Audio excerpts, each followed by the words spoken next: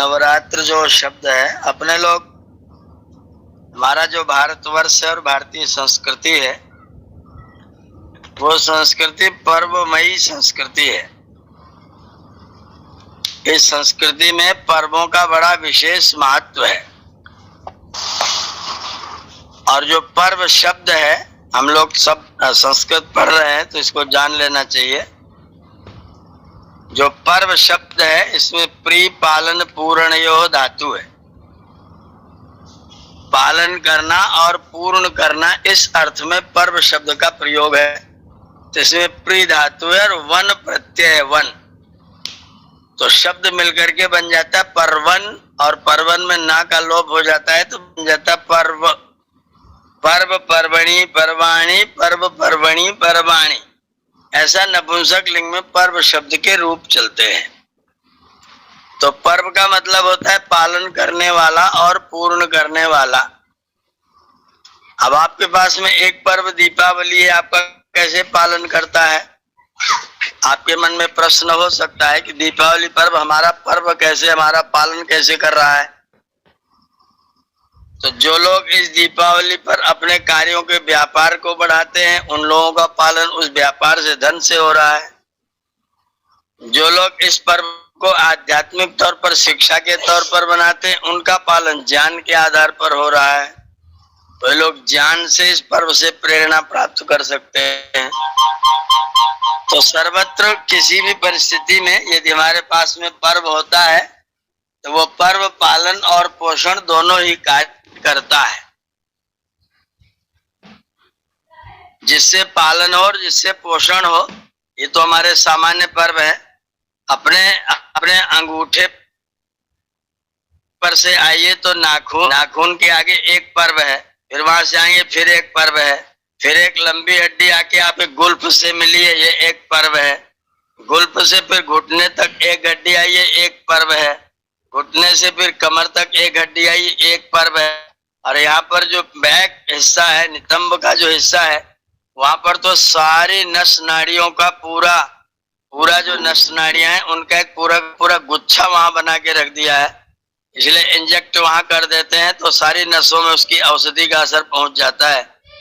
तो ये सारे के सारे पर्व, कमर पर पर्व है, फिर रीढ़ की हड्डियों में 36 पर्व है, पर्व ही पर्व है। तो ऐसे करके पूरे शरीर में लगभग 306 पर्व हैं, गांठें हैं, जोड़ हैं। और वे जोड़ हमारे शरीर को लंबा करने में, पालन करने में, झुकने में, लचीलापन में, वे पर्व हमारे बहुत बड़े सहयोगी हैं। अगर वो पर्व ना हो तो फिर हमारा शरीर लचीलापन नहीं हो सकता, इसमें कड़ापन हो जाएगा, कठोरता हो जाएगी। फिर कोई व्यक्ति बैठ नहीं पाएगा, कोई व्यक्ति झुक नहीं पाएगा, कोई व्यक्ति नहाने धोने के लिए बैठ नहीं पाएगा, कोई व्यक्ति कुछ भी कार्य आराम से प्रेम से नहीं कर सकता है। तो फिर वो पर्व के आधार पर व्यक्ति उस कार्य को कर सकता है। तो जो पर्व होते हैं वो हमारी वृद्धि के साधन है, हमको बढ़ाने के साधन है, हमारी वृद्धि करते हैं। उन्हीं पर्वों में से एक पर्व ये है जिसका नाम है नवरात्र। आपके मन में तुरंत प्रश्न पैदा होता है, नव दिन क्यों नहीं किया? आपके मन प्रश्न आएगा, नव दिन क्यों नहीं किया? तो आप ये जान लीजिए कि जो हमारा समाप्त होता है अहोरात्र, जो हमारा समय समाप्त होता है 24 घंटे का, वो सूर्योदय से सूर्योदय तक लिया जाता है। तो एक सूर्योदय से शुरू हुआ और एक सूर्योदय पर आकर के वो समाप्त हो गया। तो वहां आकर के आपका एक दिन पूरा हो जाता है।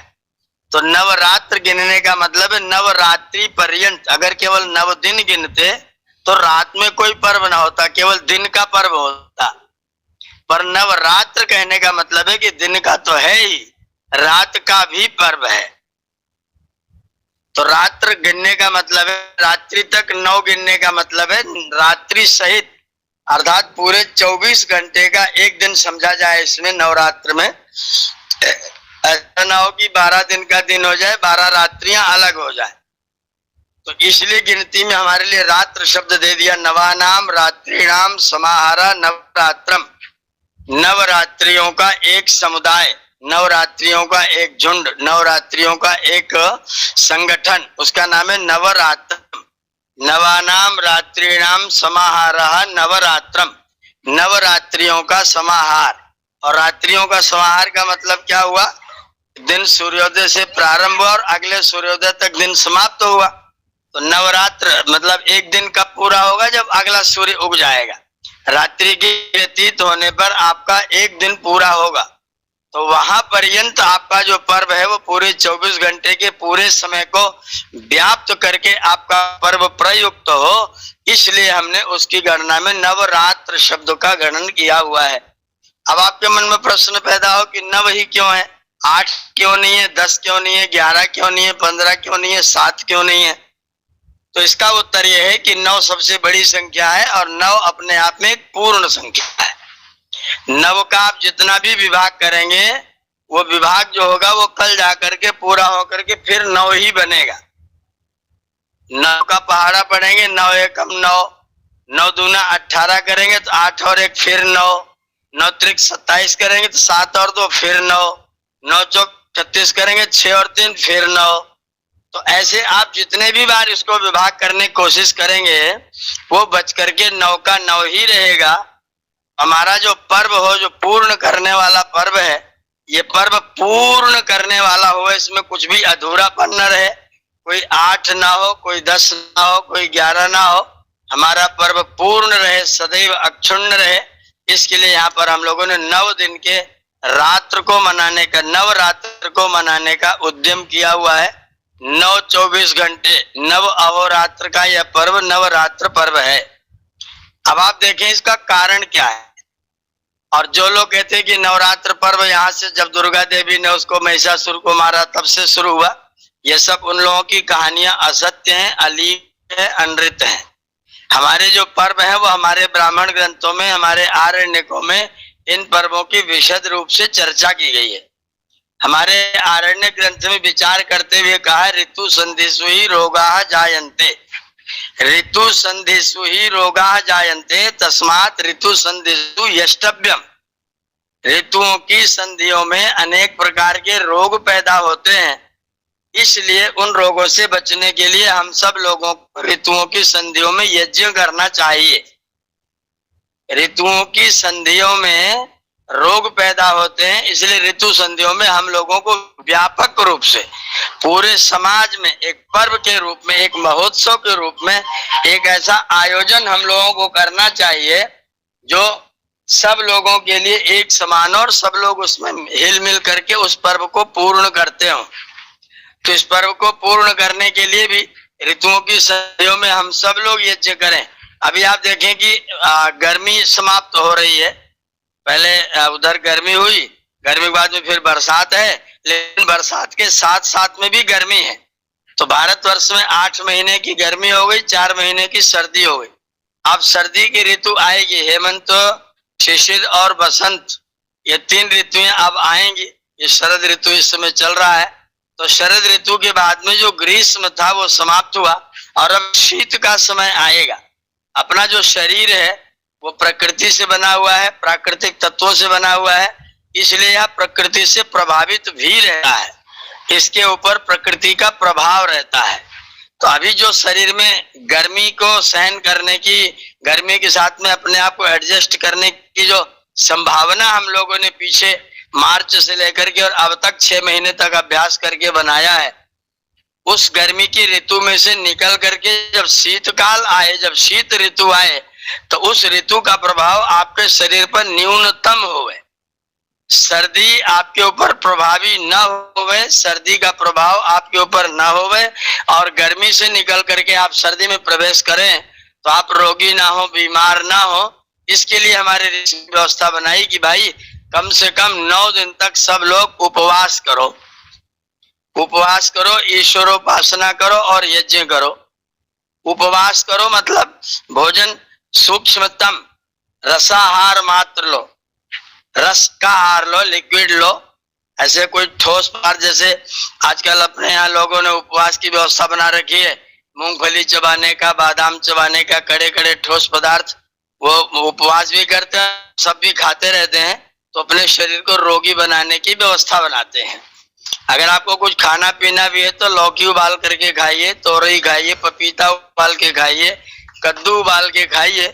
ये सब्जी का, साग का आहार करिए, फल का आहार करिए, फलों के रस का आहार करिए और लिक्विड के रूप में चीजों का प्रयोग करें। अधिकतम पेट को पूरा आराम दें और लिक्विड का प्रयोग करें। ठोस आहार, इसमें जो लोग ये मूंगफली वगैरह, बादाम वगैरह खाते हैं वो अपने बहुत भयंकर नुकसान करते हैं।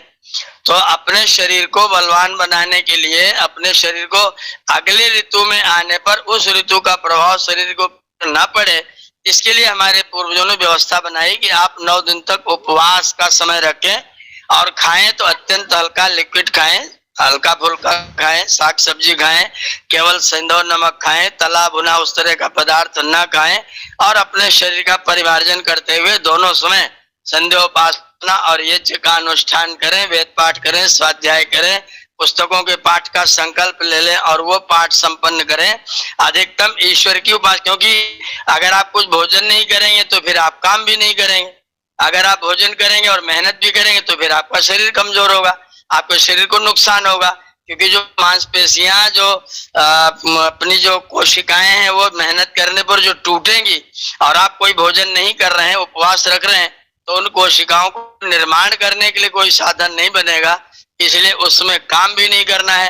तो बैठे उपासना करें, स्वाध्याय करें, अध्ययन करें, ईश्वर चिंतन करें, यज्ञ करें, याग करें और अपने शरीर को उपवास के द्वारा स्वस्थ बनाएं। यह हमारे ऋषियों ने नवरात्र का एक पर्व बना दिया और इसको सब लोग पर्व बना दिया, मतलब सब लोग उत्साह पूर्वक सामूहिक रूप से करें। ऐसा ना हो कि 3 व्यक्ति भूखे हो और 5 व्यक्ति बना बना के बढ़िया बढ़िया भोजन कर रहे हो, ऐसा ना हो। हम इसको पर्व के रूप में ले लें और पूरे 9 दिन तक, 9 अहोरात्रों तक हल्का फुल्का भोजन करते हुए, सुपाच्य भोजन करते हुए अपने मन को ईश्वरोपासना की ओर, भक्ति की ओर, स्वाध्याय की ओर, अध्ययन की ओर लगाएं। इसके लिए यह 9 दिन का नवरात्र पर्व रखा गया था। इस पर्व को जो वैदिक स्वरूप था, आरण्यक से, ब्राह्मणों से लेकर के चला था, जब आगे समय आया और थोड़ी सी शिथिलता आने लगी अपने पर्वों को मनाने में, जब हमारे पर्वों को लोगों ने उस विज्ञान को समझना बंद कर दिया और धीरे धीरे करके पर्वों का भी तिरस्कार करना शुरू कर दिया, न बनाना शुरू किया, तो फिर जो उस समय के पूर्वज थे उन लोगों ने पर्व की महत्ता के लिए ग्रंथ लिखे और उन ग्रंथों में इस पर्व की महत्ता दी और ऐसी ऐसी चीजें खोज करके दी कि जिनमें आपका मन लगा रहे, आपको कोई भारीपन महसूस ना और आपका मनोरंजन भी होता रहे। तो उन्होंने कहानियां बनाई। स्कंद पुराण में एक कहानी लिखी गई जिसको हम 700 श्लोकों में एक कहानी लिखी गई है, उसका नाम है सप्तशती। सप्तशती का मतलब है 700 श्लोकों का एक संग्रह। वो स्कंद पुराण में लिखा गया 700 श्लोकों के एक संग्रह, उसमें कहानी बनाएगी, कथा बनेगी, लोगों को पर्व से जोड़ने के लिए, लोगों को शक्ति से जोड़ने के लिए, लोगों को शक्ति की उपासना करने के लिए कहानी की रचना की गई कि विष्णु भगवान सो रहे थे तो सोते सोते उनके कान में बहुत सारा मैल हो गया। उस मैल में से 2 राक्षस पैदा हुए, उनका नाम था मधु और कैटभ। तो मधु और कैटभ जब पैदा हुए तो उन लोगों ने उत्पात मचाना शुरू कर दिया और वे इतने, कुछ लोगों ने तो विष्णु के कान से पैदा हुए तो इनसे झगड़ा ही मत करो, इन्हें कुछ मत कहो, क्योंकि तो विष्णु भगवान के यहाँ से पैदा हुए हैं, तो इनसे कुछ मत बोलो। और उनका मनोबल बढ़ता गया, उन्होंने सारे देवों को परेशान करना शुरू कर दिया, दुखी करना शुरू कर दिया। अब वो सारे देवता जो उनसे लड़ने के लिए आए उनसे झगड़ा करें तो हार जाएं। ये कहानी है स्कंद पुराण की। तो वो देवता लोग जब उन असुरों से हारने लग गए तब उन्होंने जाकर के आपस में एक विचार किया, एक विमर्श किया कि क्यों ना हम लोग इकट्ठे हो जाए, हम लोग अपनी संगठन शक्ति से इन राक्षसों का बहिष्कार करें, इनसे हम लोग युद्ध करें। तो उसके लिए हमें संगठन शक्ति बनानी पड़ेगी। संगठन शक्ति कैसे बनाएंगे? बोले देखो जी, हम लोग एक समाज में रहते हैं और हमारा समाज वर्णों में बटा हुआ है। तो एक ब्राह्मण है, एक क्षत्रिय है, एक वैश्य है, एक शूद्र है, हमारे 4 वर्ण हैं। अगर हम चारों अपना संगठन कर लें और चारों अपना दोनों हाथ हम लोग अपना एक साथ लगा दें, तो 2 हाथ ब्राह्मणों के हो जाएं, 2 क्षत्रियों के हो जाएं, 2 वैश्यों के हो जाएं, 2 शूद्रों के हो जाएं, तो 2-2 करके 8 हो जाए और 8 हाथ हो जाएगा तो उसकी बहुत शक्ति हो जाएगी। अगर हम समाज में एकता करके ब्राह्मण, क्षत्रिय, वैश्य, शूद्र बंटवारा ना करते हुए अगर हम एकता करके अपने कार्यों को करेंगे तो हमारी शक्ति संगठित होगी और हम कम समय में, कम श्रम में, कम व्यय में असुरों का विनाश करने में समर्थ हो सकेंगे। तो उन चारों वर्णों ने मिलकर के अपने दो दो हाथों से 8 हाथ वाली दुर्गा शक्ति का निर्माण किया। दुर्गा शक्ति, उसको कोई महिला मत समझिए, उसको कोई व्यक्ति मत समझिए, वो केवल एक काव्यकार की कला का प्रतीक मात्र है। एक काव्यकार की कला का एक भाव है, एक उसने अपने भाव से अपने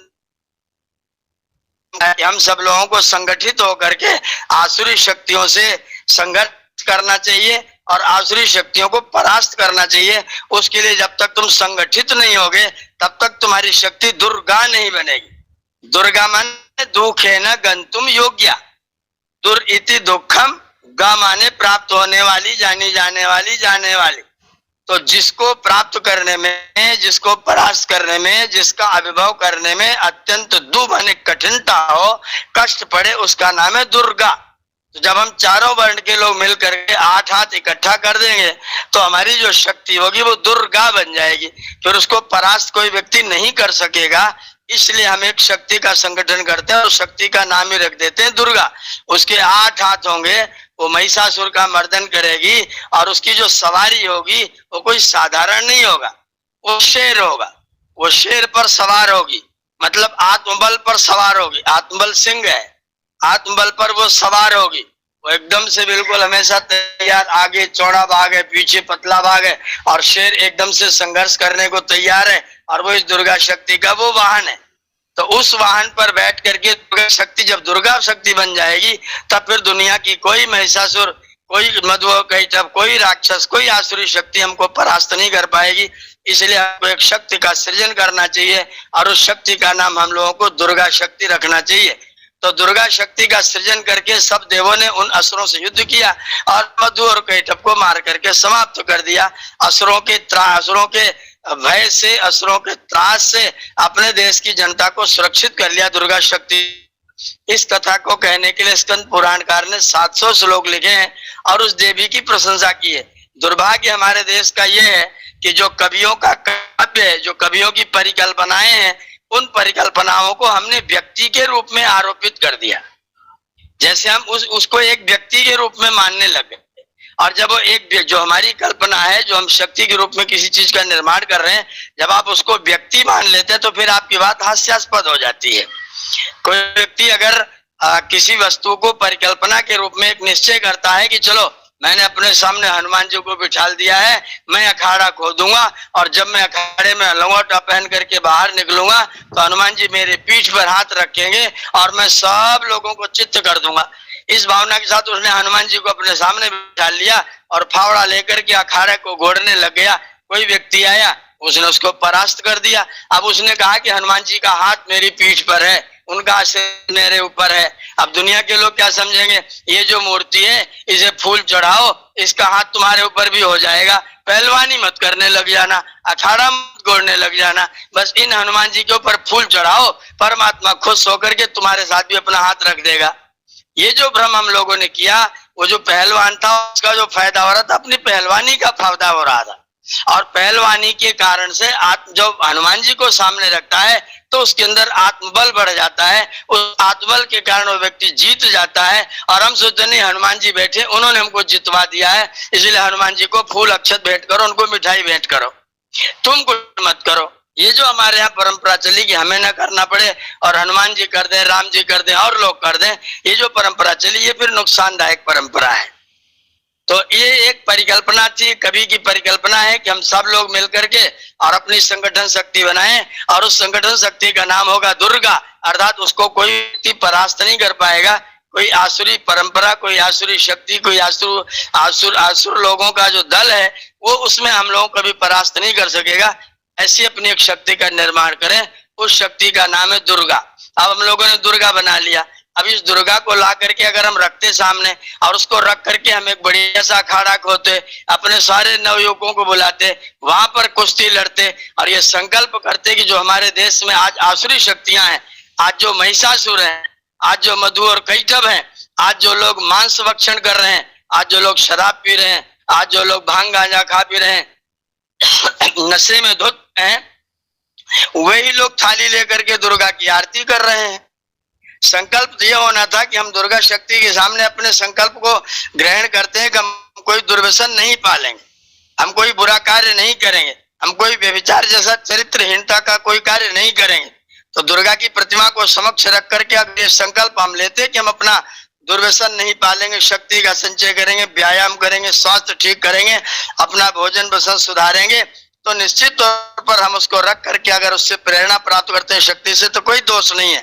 किंतु हमने क्या किया है, मूर्तियां बनवाई हैं विधर्मियों से, उस पर रंग चढ़वाया है, चाइना से रंग मंगा करके, फिर बार्गेनिंग करके हमने उन मूर्तियों को खरीदा है, ला करके उनको लाखों रुपयों का बिजली चोरी करके बल्ब बल्ब लगा करके चमकदारी उनको हमने स्थापित किया है।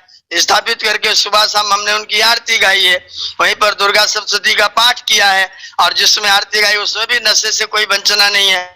और उसके बाद में एक दिन फिर दुर्गा जी को ले जा करके नदी में डाल दिया है, वहां उनका विसर्जन कर दिया है। तो अगर हम इस तरह से दुर्गा की पूजा कर रहे हैं तो निश्चित तौर पर हम दुर्गा शक्ति के साथ में अन्याय कर रहे हैं, दुर्गा का तिरस्कार कर रहे हैं, हम उसका अपमान कर रहे हैं। और जिस भावना के साथ में दुर्गा शक्ति का सृजन किया गया था, उसको एक शक्ति के रूप में परिकल्पित किया गया था, वो शेर की सवारी रखती है, भाले से मधु कैटभ महिषासुर जैसे लोगों को मार देती है, तो हमारी जो शक्तियां इन असुरों के विनाश में लगती, हमारा धन जो पूजा पाठ में आरती कर करके समाप्त हो जाता है, वो धन अगर हमारे अपनी शक्ति को संचित करके और अपने आप को सबल बनाने में लगता, तो निश्चित तौर पर हम दुर्गाष्टमी मना रहे होते, हम दुर्गा पूजा कर रहे होते, हम दुर्गा का स्तुति गान कर रहे होते। लेकिन हमने सारी व्यवस्था को कर्मकांड में बदल करके केवल आरती गान करके प्रार्थना करके उनको ला करके और फिर एक दिन उनके विसर्जन की व्यवस्था बना करके हमने अपनी दुर्गा शक्ति का तिरस्कार किया है। और हमने अपने आप को सबल बनाने के लिए जो प्रयत्न किया जा सकता था, उस प्रयत्न से हमने अपने लोगों को रोक दिया है। जो बच्चे उस तरह का प्रयत्न करने पर प्रेरित हो सकते थे, आज वो बच्चे बस आरती उतार के रात को निकल जाएंगे मेला देखने के लिए, घूम टहल करके दुर्गा देवी के दर्शन करके अपने घर में चले जाएंगे। कोई माता पिता नहीं बताएंगे बेटा दुर्गा देवी क्या चीज है, ये दुर्गा क्या चीज है, जिसको प्राप्त करना, जिसको परास्त करना, जिसको अभिभूत करना अत्यंत कठिन कार्य है, वो है तुम्हारी संगठन शक्ति। तुमको सबको इसको देख करके अपने जीवन में संगठन शक्ति को धारण करना चाहिए। अगर तुम्हारे पास वो संगठन शक्ति आ जाएगी तो तुम अपना भी कल्याण करोगे, अपनी संस्कृति की सुरक्षा और संरक्षा करोगे, अपनी भारत माता की रक्षा करोगे, अपनी वेद माता की रक्षा करोगे, अपनी गौ माता की रक्षा करोगे। इसके लिए तुमको सबको हमको सबको दुर्गा शक्ति का निर्माण करना है, दुर्गा को बनाना है और अपने आप को दुर्गा बनाना है, अपने आप को ऐसा कठोर बनाना है कि कोई शक्ति, कोई सामर्थ्य, कोई आसुरी ताकत हम लोगों को परास्त न कर पाए। ये पर्व हमको इस चीज की शिक्षा देता है। हम इस शिक्षा को वास्तविक रूप में लें और इस पर्व को वास्तविक रूप में मनाते हुए, इस शिक्षा को ग्रहण करते हुए अगर हम अपने आप को सबल बनाते हैं, बलवान बनाते हैं, तो वास्तव में हमारी दुर्गा पूजा होगी। हमारा वैदिक पर्व है, वैदिक परंपरा से चलने वाला पर्व है। आज ये पर्व भटका हुआ है। आज हम कंपटीशन में बाजारों में मूर्तियां ला करके लगाते हैं, तेरी इतनी बड़ी तो मेरी इतनी बड़ी, तेरी इतनी सस्ती तो मेरी इतनी महंगी, तू इतने तेज माइक लगाएगा मैं उससे और ज्यादा तेज माइक लगाऊंगा, तू इतनी ज्यादा गाड़ियां मुझको विसर्जन कराएगा मैं और 100 गाड़ियां लगा दूंगा। इस कंपटीशन में हम अपने धन को, अपने बल को, अपनी शक्ति को, अपनी पूजा को, अपनी आराधना को सब कुछ करके हम हीन कर रहे हैं। और दुर्गा पूजा का जो वास्तविक स्वरूप था, अपनी शक्ति के संचय करने का, उपवास करने का, स्वाध्याय करने का, व्रत करने का, यज्ञ करने का और यज्ञ के द्वारा पूरे के पूरे वातावरण को सुगंधित कर देने का, वो जो व्यवस्था बनानी थी उस व्यवस्था से हम लोग वंचित हो गए हैं। इसलिए हमें उसके वास्तविक स्वरूप को समझना चाहिए, वास्तविक स्वरूप मान करके अपने जीवन में धारण करना चाहिए और अपने आने वाली अगली पीढ़ी को ये शिक्षा देनी चाहिए कि हम दुर्ग कब बनेंगे और हमारी शक्ति दुर्गा कब बनेगी, जब हम संगठित हो जाएंगे। संगठन करना अपनी शक्ति के संचय करने के लिए आज के लिए बहुत आवश्यक है और वर्तमान परिप्रेक्ष्य में तो दुर्गा की पूजा करना और भी ज्यादा आवश्यक है। बहुत ही अत्यंत अनिवार्य कर्म है, वो हमको करना चाहिए। अगर हम ये कार्य नहीं करते हैं तो निश्चित तौर पर अपने पर्व का हम केवल विलोप करते हैं, अपने पर्व का कोई महत्वहीन कार्य करते हैं और ऐसे महत्वहीन कार्य से आपके पर्व की महत्ता घटती है, आपके पर्व का समापन हो जाता है। हमारे बच्चे इस पर्व से कोई शिक्षा नहीं ले पाते हैं और जो पर्व का अपना अर्थ है पालन और पूर्ण करना, वो पालन और पूर्ति किसी भी रूप से नहीं हो पाती है। हमें अपने पर्व के वास्तविक स्वरूप को समझने की चेष्टा करनी चाहिए और हम सब लोगों को इस पर्व में उपवास करते हुए, वेदाध्ययन करते हुए, स्वाध्याय करते हुए, चिंतन मनन करते हुए और अपने आप को शक्तिशाली बनाने का, शक्तिमान बनाने का पूर्ण उद्यम करना चाहिए और अपने बच्चों को भी शक्तिशाली बनाने के लिए और संगठन करने के लिए उनको प्रेरित करना चाहिए। ये थोड़ा सा विचार था जो मैंने आपको समक्ष रखा है। आप लोगों ने ध्यानपूर्वक सुना। आप सबका बहुत बहुत धन्यवाद करते हैं, वाणी को विरमित करते हैं। ओम।